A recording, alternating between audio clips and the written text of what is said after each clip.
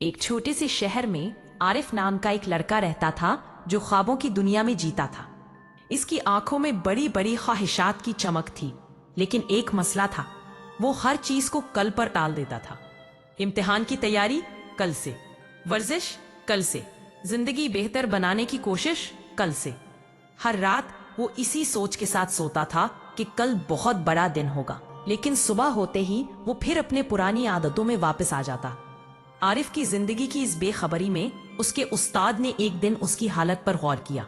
استاد نے ہمت کرتے ہوئے کہا، عارف، تمہاری زندگی کہیں نہیں جا رہی، کیونکہ تم وہ شخص ہو جو کل پر یقین رکھتا ہے، آج پر نہیں۔ عارف نے ایک ہلکی سی مسکراہٹ کے ساتھ جواب دیا، سر، وقت تو بہت ہے، ابھی جوان ہوں۔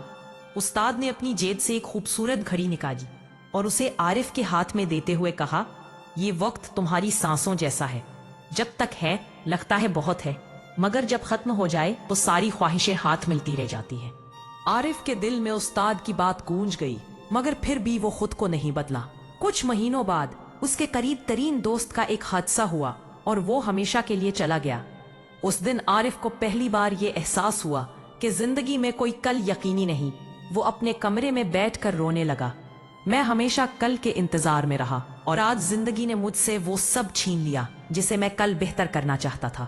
اسی رات اس نے ایک فیصلہ کیا، اگر زندگی کل نہیں دیتی تو میں اپنے ہر آج کو قیمتی بناؤں گا۔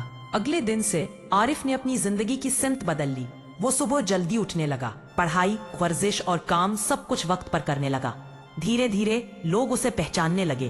ایک سال بعد وہ کامیاب، پر اعتماد اور دوسروں کے لیے مثال بن چکا تھا۔